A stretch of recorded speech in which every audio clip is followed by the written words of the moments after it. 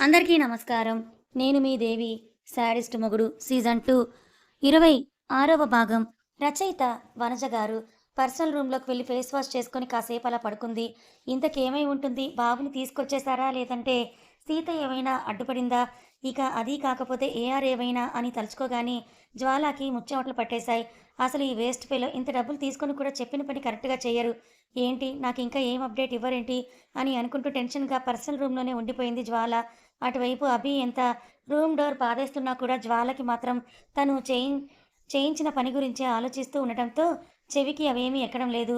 కాసేపటికి తను ఏర్పాటు చేసిన రౌడీల నుంచి ఫోన్ కాల్ రావడంతో ఓ మై గాడ్! తెచ్చేసారా అనుకుంటూ వెంటనే కాల్ లిఫ్ట్ చేసి, ఏరా పందులారా ఏమైంది? కనీసం ఒక ఫోన్ కాల్ చేసినా చెప్పి చాలా ఏంటి డబ్బులు మాత్రం మీరు అడిగిన దానికంటే ఎక్కువగా ఇచ్చాను కదా! అని జ్వాల చాలా సీరియస్‌గా అడగడంతో, మేడం మేము ప్రాణాలతో బయటపడి మీ ఇంటి దగ్గర ఉన్నాం మేడం అని వాళ్ళు చెప్పగానే, మరి బాబు అని కాస్త డౌట్‌గా అడిగింది జ్వాల. బాబు గురించైతే మీరు ఇక్కడికి వచ్చాక మాట్లాడుకుందాం మేడం అని చెప్తూ వాళ్ళు ఫోన్ పెట్టేసేలోపే సీత వీళ్ళని ఆపేసిందా అని కాస్త గట్టిగా అరుస్తూ ఫోన్‌ని విసిరికొట్టింది జ్వాల. దాంతో తలుపులు గట్టిగా బాధేస్తూ ఉన్న అభి, జ్వాల అని అరవడంతో తనని తాను కొంచెం సర్దుకొని డోర్ తీసి బయటకు వచ్చిన జ్వాల ఏమైందని విసుగ్గా అడగటంతో, ఎందుకంత సడన్‌గా అప్సెట్ అయ్యావు? ఆపండి. డోర్‌ని ఎందుకంత గట్టిగా కొడుతుంటే కనీసం ఓపెన్ చేయవేంటి? నాకేమో టెన్షన్ ఉండదనుకుంటున్నావా? అని అభి గట్టిగా అడగడంతో, ప్లీజ్ అభి అర్థం చేసుకో. ఏదో ఒక టెన్షన్‌లో ఉన్నానని జ్వాల అంటుంటే, ఏం టెన్షన్‌లో ఉన్నావు సీత నువ్వు? అసలేం చేయాలనుకుంటున్నావు? సీతని అని సూటిగా అడిగాడు అభి. అతను పలుకుతున్న సీత అనే పేరుకి షాకయి చూసి, మీకెలా తెలుసు అని జ్వాల అడిగితే, నువ్వేం మాట్లాడుతున్నావో నాకు తెలీదు కానీ సీత అనే పేరు మాత్రం క్లియర్‌గా వినిపించింది. నీకు ఈ 10 డేస్ నుండి చెప్తూనే ఉన్నావనుకుంటున్నా కానీ, నువ్వు ఎలా తీసుకుంటావో అని చెప్పడం లేదు జ్వాల. నాకెందుకో తెలియదు. సీతని చూసిన మొదటి చూపులోనే ఆమె నాకు కావాలనిపిస్తోంది. తనతో ఉంటే బాగుండు.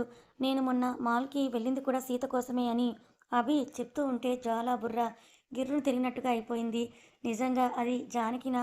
లేదా ఆ జానకి రూపంతో ఉన్న సీతనో అర్థం కాలేదు కానీ ఇప్పటికి కూడా మళ్ళీ అందరినీ దాని వాళ్ళను అది దగ్గర చేసుకుంటోంది. చివరికి కశ్యప్ కూడా దాని చుట్టూనే తిరుగుతున్నాడు అని మైండ్‌లోనే అసహనంగా ఫీలవుతూ ఉన్న జ్వాల, అభి నీకు ఆ సీత సెట్ అవ్వదు వదిలేయ్ తన్ని అని చెప్పింది జ్వాల. లేదు జ్వాల నాకితన్ని చూస్తే ఎందుకో నిజంగా ఎన్నో ఏళ్ల బంధం ఉన్నట్లుగా అనిపిస్తోంది. నాకు సీత కావాలి. నువ్వు నాకు హెల్ప్ చేయాలనుకుంటే చెయ్యి. లేదంటే ఆమెనెలా పెళ్లి చేసుకోవాలో నాకు బాగా తెలుసని విసురుగా అభి వెళ్ళిపోవడంతో జుట్టు పీక్కోవడం చాలా కష్టంగా అవుతుంది జ్వాలకు. అసలు దాని దగ్గర ఏముందని అందరూ ఎప్పుడు చూసినా దాని వెనకాలే పడతారని అనుకుంటూ ఫస్ట్ బాబు మ్యాటర్ తేల్చాలని ఫాస్ట్‌గా ఇంటికి వెళ్ళింది జ్వాల. మార్తాండ ఆ రౌడీలు గార్డెన్‌లోనే కనపడటంతో ఇంటికి వెళ్ళాల్సిన తను లెఫ్ట్ టర్న్ తీసుకొని గార్డెన్‌లోకి వెళ్ళి వాళ్ళలో హెడ్ అయిన ఒకడిని లాగిపెట్టి పీకి అంత డబ్బులు తీసుకున్నావు కనీసం ఈ పని కూడా సరిగ్గా చేయలేవా అని జ్వాల తన మీద రెచ్చిపోతూ మాట్లాడుతూ ఉంటే వాళ్ళ వైపు చూసి మీరు నలుగురు ఉన్నారు కదా! ముగ్గురే ఉన్నారేంటి అని అడగటంతో మేడం ఆల్రెడీ అక్కడ ఒకడు చెయ్యి విరగ్గొట్టుకొని హాస్పిటల్‌లో పడి ఉన్నాడని చెప్పడంతో వాళ్ళ వంక చూసిన సీత కొట్టిందా అని అడిగింది. లేదు మేడం. వాళ్ళతో పాటు మీరు చెప్పినట్లే పార్క్‌కి వెనకాలే బయలుదేరాం మేము. కానీ అక్కడ ఒకడు ఇంకో చిన్న పాపతో వచ్చాడు. నలుగురు కలిసి పార్క్‌లో కూర్చొని ఆడుకుంటూ ఉన్న టైంలో బాబుని మేము తీసుకొచ్చేసాము. మమ్మల్ని వాళ్ళు ఫాలో చేసినట్లు ఉన్నారు. మేము మీరు చెప్పిన ప్లేస్‌కి తీసుకువెళ్ళేసరికి మా వెనకాలే వచ్చి అంటూ ఏఆర్ చేసింది మొత్తం కూడా చెప్పి అప్పటికి కూడా భయపడుతూనే ఉన్నారు ఆ ముగ్గురు రౌడీలు. దాంతో కళ్ళు గట్టిగా మూసుకొని వదిలి వెళ్ళిపోండి అన్నట్లు వాళ్ళ ముగ్గురిని చూసింది జ్వాల. తాతయ్య ఏంటిది? నేను ఇంత పక్కాగా ప్లాన్ వేసినా కూడా అలా జరిగింది అని అసహనంగా అడుగుతూ ఉంటే ఒకసారి సమయం మన వైపు ఉందని ఎన్నిసార్లు మనది పై చెయ్యి అవ్వదు కదా జ్వాల. ఇప్పుడు మాత్రం అక్కడున్నవాడు 4 ఇంచలు ఆలోచన శక్తితో తిరిగి వచ్చాడు కాబట్టి ఆచితూచి అడుగు వేయాలి. ఇంక నుంచి ఏం ప్లాన్ వేసినా కూడా సరిగ్గా ప్లాన్ చెయ్యి అని చెప్తూ, ఇంతకీ ఆ పిల్లలు సూర్యదేవర ఇంటి వారసులేనా అని అడిగాడు మార్తాండ. ఏమో తాతయ్య నాకైతే క్లారిటీ లేదు కానీ నేను ఈ ప్లాన్ చేసింది మాత్రం సీత అసలు వేరే సీతనా లేదా జానకినా సీతలా వచ్చిందా అని తెలుసుకోవడానికి మాత్రమే. ముందు ముందు ఇంకా తెలియాల్సింది చాలా ఉందని చెప్తూ అక్కడి నుంచి లోపలికి వెళ్ళిపోయింది జ్వాల. ఆలోచనలో పడ్డాడు మార్తాండ. అక్కడేమో అయ్యా అజిత్ కశ్యప్‌లను తెగ గొడవ పెట్టేస్తున్నాడు. అభిరామ్, జానకిల లవ్ స్టోరీ చెప్పమని. అజిత్, కశ్యప్ ఒకరి ముఖం ఒకరు చూసుకుంటూ గుర్తు చేసుకుందామా అనుకునేంతలోనే ఆఫీస్ రావడంతో బాయ్ తమ్ముడు మీటింగ్ ఉంది తర్వాత ఎప్పుడైనా చూసుకుందామని అంటే వాళ్ళ పిఏలకు కాల్ చేసి అయాన్ ఈరోజు ఉన్న అన్ని మీటింగ్లు రేపటికి పోస్ట్పోన్ చేసేయండి అండ్ ఈ ఛాంబర్కి నేను చెప్పేంత వరకు ఈవెన్ అటెండర్ కూడా రానవసరం లేదు అని కాస్త సీరియస్గా చెప్పడంతో ఇద్దరిని కశ్యప్ ఛాంబర్లోకి తీసుకొని వెళ్ళి డోర్ లాక్ చేసి వాళ్ళిద్దరి ముందు ఒక చైర్ వేసుకొని కూర్చున్నాడు. ఈరోజు వాళ్ళ లవ్ స్టోరీ చెప్తే తప్ప మిమ్మల్ని నేను వదిలిపెట్టాను అనేసి ఇక తప్పదు అన్నట్లు అజిత్ ఫ్రెష్ అప్ అయ్యి తన పాయింట్ ఆఫ్ వ్యూలో చెప్పడం స్టార్ట్ చేస్తే మీకు అందరి పాయింట్ ఆఫ్ వ్యూలో అసలు ఏం జరిగిందో నేను చెప్తాను ఇప్పుడు. మనం ఒక 3.5 సంవత్సరాలు వెనక్కి వెళ్తే ఏం జరిగిందో తెలుసుకుందాం. ఇప్పుడు కోదండరాముడంట కొమ్మలాల వాడు కౌసల్య కుమరుడంట కుమ్మలాల ఆజానుబాహుడంట అమ్మలాల వాడు అరవింద నేత్రుడంట అమ్మలాల రమణీలామకు తగ్గ జోడువాడేనని రహదారులన్నీ చెప్పుకోగా విని కళ్యాణ రామయ్యను కన్నులారా చూడాలని కలికి సీతమ్మ వేచే కుమ్మలాల అని జానకి పాడుతుంటే చిలుపుగా నవ్వుకున్నాడు అభిరామ్. కానీ అతనికి తెలియంది సైడ్ నుండి జాహ్నవి అభికి తెలియకుండా తనని ఇండియా ఫాలో అయిన జ్వాల వాళ్ళిద్దరిని చూస్తున్నారని. ఆ తర్వాత నెక్స్ట్ ఏం జరుగుతుందో చూద్దాం. కానీ ఇదేమీ తెలియని అభి మాత్రం జానకిని అలాగే చూస్తూ ఉన్నాడు.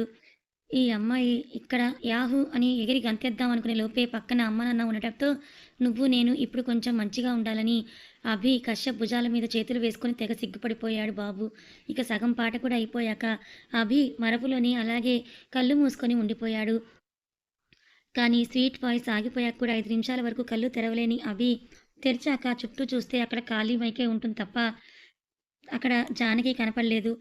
అక్కడ అమ్మాయి ఉండాలి ఏది అని కశ్యప్ని అడుగుతూ ఉంటే తను పాడేసి వెళ్ళిపోయినట్లుందిరా అని కశ్యప్ అన్నాడు. వెళ్ళిపోయిందా ఎక్కడికి అంటూ చుట్టూ వెతుకుతున్న అభిని ధనుంజయ్ గారు పిలిచేసరికి హుసూరుమంటూ అక్కడి నుంచి వెళ్ళిపోయాడు. తమ వంశానికి ఉన్న శాపం ఇంకా చేయాల్సిన ఒక దైవ కార్యం అలాగే ఉండడంతో అక్కడ జరుగుతున్న వేడుకల్లో ఒక మనిషిలాగా ఉన్నారే తప్ప ఇందులో కూడా ఎక్కువగా ఇన్వాల్వ్ కాలేదు ధనుంజయ్ గారు. గట్టిగా విరాళాలు ఇచ్చేసి తిరిగి అయోధ్యకు చేరుకున్నారు అందరూ. ఇంటికి వచ్చినప్పటి నుంచి అభి మనసులో లేదు ఎప్పుడెప్పుడు జానకిని చూద్దామా అని అనుకుంటూ ఎలా ఆ అమ్మాయి అడ్రస్ పట్టుకోవాలి, గుడి ఏమైనా తను తెలుస్తుందా, వాళ్ళకి ఏమైనా తెలిసే ఉంటుందా అని అనుకుంటూ ఆ పని చేస్తే డాడీ మళ్ళీ ఏమైనా చెప్తారేమో అస్సలు బాగోదనుకుంటూ తనలో తనే సతమతమైపోతూ ఆ రోజు గడిపేశాడు. బాబుకి new Jersey timings Hyderabad timings చాలా డిఫరెంట్ ఉండడంతో నైట్ అయినా కూడా ఇంకా నిద్ర పట్టలేదు. అదొక రీజన్ అయితే జానకి అందమైన రూపమే అతని కళ్ళల్లో తిరుగుతూ ఉండటం నిద్ర రాకపోవడానికి ఇంకొక రీజన్ అనుకోవచ్చు. మరుసటి రోజు ఎప్పుడు మధ్యాహ్నానికి నిద్రలేచిన అభికి తన కోసం ఒక హాట్ న్యూస్ హాల్లో వెయిట్ చేస్తూ ఉంది. ధనుంజయ్ గారు కౌసల్య కాస్త యాపిల్ కట్ చేసుకొని కూర్చొని తింటూ ఉండడంతో వాళ్ళ దగ్గరికి వెళ్ళి ఏంటి మమ్మీ డాడీ అంత సీరియస్గా ఉన్నారని అది అడిగితే నీతోనే నాన్న ఏదో ఇంపార్టెంట్ విషయం మాట్లాడాలంట అంటూ కౌసల్య అతని చెంప మీద చేసి చెప్తూ ఉంటే అవునా సరే అంతకంటే ముందు నాకు ఒక స్ట్రాంగ్ కాఫీ కావాలమ్మా అని అభి గారాలు పోతూ చెప్పేసరికి ఇప్పుడే తీసుకొస్తాను నేను నాన్నతో నువ్వు మాట్లాడుతూ ఉండు అని చెప్పింది కౌసల్య. చెప్పండి డాడీ ఏం మాట్లాడాలి నాతో అని అభి కాస్త రెస్పెక్ట్ యాడ్ చేసి అడగటంతో నీకు తెలియంది ఏమీ లేదనుకుంటున్నాను అభి, నీ స్టడీస్ అయిపోయాయి, ఇంకా నీకు కూడా ఫ్యూచర్లో ఏం చేయాలనేది ఒక ఐడియా ఉండే ఉంటుంది కదా. నాకు తెలిసి నువ్వు ఓన్ బిజినెస్ సెపరేట్ ఐడియాస్ అంటూ అలాంటివేవి స్టార్ట్ చేయలేదని అనుకుంటున్నాను కాబట్టి ఒక మంచి రోజు చూసి నిన్ను మన ఎస్టీఐ అందరికీ పరిచయం చేయాలని అనుకుంటున్నాను. నువ్వు ఏమంటావని ధనుంజయ్ గారు అభిని అడిగేసరికి no daddy you thought me wrong నేను అనుకుంటున్నాను అని అది అంటే ఏంటన్నట్టుగా ఆశ్చర్యంగా చూశారు ధనుంజయ్ గారు. ఇంతవరకు ఆఫీస్కి ఒక నెల కూడా రాని నేను వెంటనే చైర్మన్ అంటే నేను హ్యాండిల్ చేయలేను అని చెప్పే కన్నా నాకు ఎక్స్పీరియన్స్ కావాలని చెప్పడం కరెక్టేమో డాడీ, కానీ మీకు బడ్డన్ తగ్గాలి కాబట్టి నేను కొన్ని రోజులు సీఈఓ లాగా ఉండాలనుకుంటున్నాను. అది అయ్యాక మేబీ నాకు ఎక్స్పీరియన్స్ వచ్చి నేను మన కంపెనీస్ అన్నీ చూసుకోగలను అన్న పూర్తి నమ్మకం మీకు ఇచ్చాక అప్పుడు మాత్రమే నేను చైర్మన్ సీట్లో కూర్చుంటానని చెప్పడంతో కొడుకు ఆలోచనలకి మనసులోనే గర్వపడిన ధనుంజయ్ సరే నీ ఇష్టం అలాగే, కాకపోతే నేను అని వచ్చావు కదా ఒక 10 రోజులు ఇక్కడ వెదర్ టైమ్స్కి అలవాటు పడు, ఆ తర్వాత ఇవన్నీ చూద్దామని చెప్పి నేను ఆఫీస్కి వెళ్తున్న జాగ్రత్త నాన్న అని అభికి చెప్పేసి అక్కడి నుంచి వెళ్ళిపోయారు ఆయన తల నిమురుతూ. ఒక అరగంట లేటుగా ఫార్మల్స్లో రెడీ అయి బయటకు వచ్చిన Kashyap hi Abhi good morning sorry good afternoon అని ఇన్షర్ట్ చేసుకున్న షర్ట్ని బయటకు లాగేసి నేను అంత దూరం నుంచి వస్తే నువ్వు ఈరోజు నన్ను వదిలిపెట్టి ఆఫీస్కి వెళ్ళిపోతావా ఇట్స్ టూ బ్యాడ్ అని అభి అంటుంటే ఇప్పుడిప్పుడే వర్క్లో కొంచెం కొంచెం మంచిగా అవుతున్నానరా ఈరోజు కనుక వెళ్ళలేదంటే నాకు అంకుల్ దగ్గర నుంచి మంచిగా చివాట్లు పడతాయని చెప్పాడు కశ్యప్. కానీరా నీకు నాకంటే ఆంటీ అంకులే బాగా ఎక్కువైపోయారు కదా ఏం చేస్తాం నాకంటూ ఎవరూ లేరు ఉన్న ఒకే ఒక్క నా ప్రియమైన అని చెప్పుకుంటూ పోతుంటే కశ్యప్ అతని భుజాల మీద చేతులు వేసి ప్రియమైన తర్వాత ఏంటి అని అడిగాడు. ఏముంది ఏం లేదు నా కోసం ఒక్కరోజు ఆఫీస్కి పోలేని వాడికి నీకెందుకురా నా గురించి చెప్పాలి పో అని అబ్బి అనేసరికి సరేలే అంకుల్కి నేనేదో ఒకటి చెప్పుకుంటాను ఈరోజు మొత్తం నీతోనే తిరుగుతా అని ఇంకా కశ్యప్ అంటే అది అలా అన్నావు బాగుందని అవి అనేలోపే ఒక 2 స్ట్రాంగ్ కాఫీలతో అక్కడికి వచ్చింది కౌసల్య. కొడుక్కి ఒకటి కొడుకు లాంటి వాడికి ఇద్దరికి ఇస్తూ కశ్యప్ అని పిలిచింది కౌసల్య. ఏంటాంటీ అని కాఫీ తాగుతూ కశ్యప్ లేస్తే మీ అంకుల్ నిన్ను కూడా ఒక 5 డేస్ లీవ్ తీసుకోమని చెప్పారని కౌసల్య అనడంతో ఆలస్యం మై గాడ్ అంకుల్ మీరెంత మంచివారు అంకుల్ అని కనిపించిన ధనంజయ్ గారికే దండం పెట్టేసి కాఫీ మీద ఒలకపోసుకున్నాడు కశ్యప్. ఆ వేడివేడి కాఫీ అలా మీద పడిపోయినప్పుడే అభి ఫాస్ట్‌గా రియాక్ట్ అయ్యి కంగారుగా లేచి నాట్యంతో అతని మీద అంతా తుడిచేసి రేయ్ కొంచెం వాస్తవంలో ఉండి బిహేవ్ చేయడం నేర్చుకోరా అసలు నీకు సెన్సే లేదు ఏం లేదని తిడుతూ ఉంటే అభి కోపంలో కూడా ప్రేమ చూసిన కశ్యప్ అక్కడి నుంచి రూమ్లోకి వెళ్ళిపోయాడు ఫ్రెష్ అప్ అవడానికి. కాసేపు కౌసల్యతో గారాలు పోయి ఆమెతో న్యూజెర్సీ మాటలు చెప్తూ ఉన్న అభి మమ్మీ నేను కశ్యప్ కాసేపు అలా బయటికి వెళ్ళేసి వస్తానని చెప్తే సరేరా జాగ్రత్త ఇద్దరు త్వరగా ఇంటికి వచ్చేయండి మీకోసం ఈరోజు నాన్ వెజ్ స్పెషల్ చేస్తానని చెప్తే ఇప్పుడేం వద్దులే మమ్మీ నైట్ కానీ నాకు ఈ టైమింగ్స్ అలవాటయ్యాక అన్ని లంచ్కి ప్రిపేర్ చేద్దుగానని చెప్పి ఫ్రెష్ అవ్వడానికి వెళ్ళిపోయాడు అభిరామ్.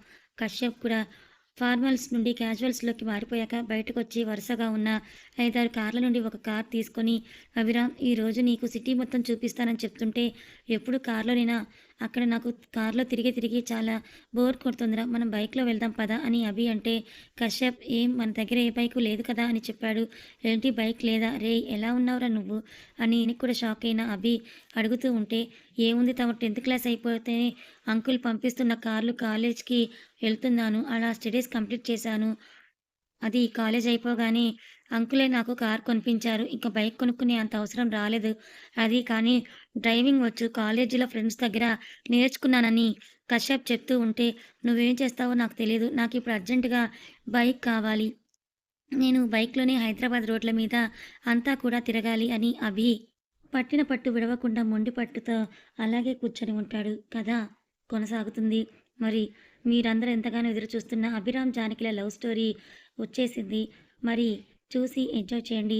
అలాగే గతమే కాకుండా ప్రెజెంట్ కూడా వస్తూ ఉంటుంది. ఈ గతం అనేది అప్పుడప్పుడు వస్తూ ఉంటుంది గమనించగలరు. మరి ఈ కథ మీకెలా అనిపించింది? నచ్చిందా? నచ్చితే లైక్ చేయండి. మరికొంతమందికి షేర్ చేయండి. ఇలాంటి మరిన్ని మంచి కథల కోసం మన ఛానల్‌ని సబ్స్క్రైబ్ చేసుకోండి. Thank you so much for watching.